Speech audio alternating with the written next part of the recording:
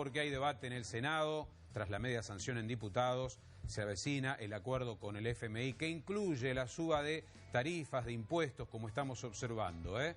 Pero ¿es esto o caer en default y un panorama realmente complicado? ¿Qué opinan los rosarinos acerca del acuerdo con el FMI? Un sondeo que se lleva a cabo preguntándole a rosarinos y adelantando cómo deberían votar los senadores santafesinos.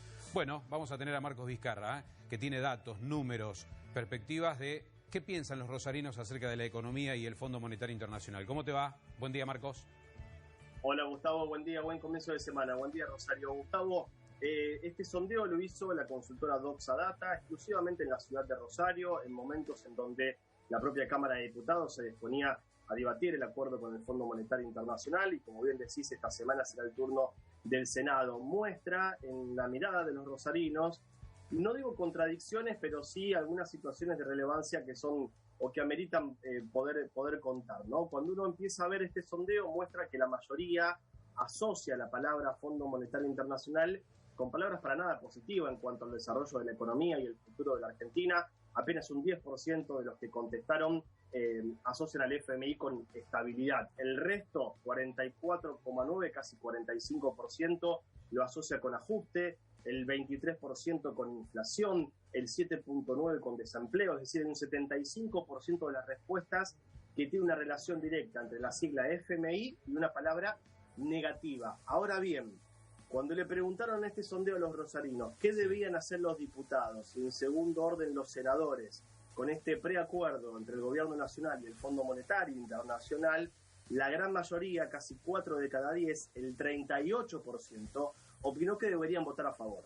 Pese a asociar al FMI con palabras o relaciones que tienen que ver con la actividad económica, con el futuro del país, a palabras negativas, entienden que los legisladores que representan a la provincia en ambas cámaras, en la Cámara Baja y en la Cámara Alta, deben acompañar este entendimiento, este memorándum que firmó ya el Gobierno Nacional con el Fondo Monetario.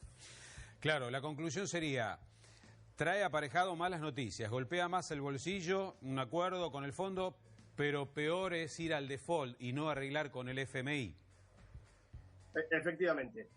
Es el menor daño posible es acompañar, ¿no? Que diputados y senadores por igual voten a favor de este proyecto. Y fíjate, para cerrar algunos de los datos, porque hay miradas encontradas en distintos frentes electorales, ¿no? Del Frente de Todos, con el espacio político, la vicepresidenta, pero presidenta del Senado, que ahora lo va a debatir, que votó en contra, la Cámpora, y Conjuntos por el Cambio, que si bien acompañó a uno de sus máximos referentes, Mauricio Macri, el expresidente, pedía ir al default, no acompañar este proyecto. Fíjate que en otra de las preguntas, exclusivamente yendo a los votantes de Juntos por el Cambio, solo el 10% dijo que Argentina no debería firmar este entendimiento, que debía ir al default. El resto, el 90%, entiende que Argentina debe cerrar con el Fondo Monetario.